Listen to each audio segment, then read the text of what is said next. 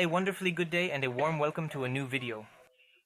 This is about the topic of resetting the service on the Golf 5. We also changed the oil there, and if an I as info appears, you can go ahead and press on it. Or you've just come from the video and want to reset the service.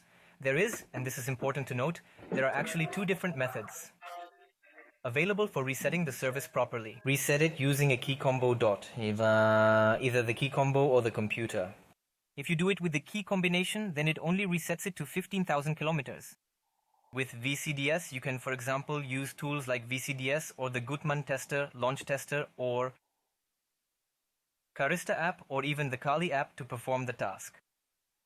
Now I've listed them all, although there are a few more, but it's okay. With the computer, you can reset the entire system. Then you can adjust it to 30,000, specifically for the long life service, which he did in fact receive.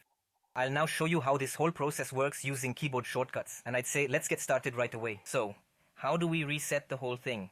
Press and hold the 0 key. Turn on the ignition. Now release and press the menu button once. Alright, and release the whole thing again. Now we can turn off the ignition and the service has been successfully reset. So just to recap and go over it once more. So the ignition is off, we press the 0 button, hold it down and turn the ignition on. Then the service comes up, release the button and press the minute button.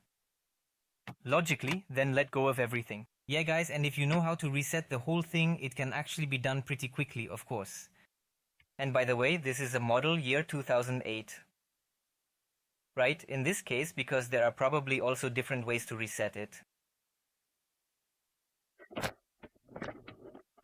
With the different models, and yeah. If you guys enjoyed this, drop a like, leave a subscription.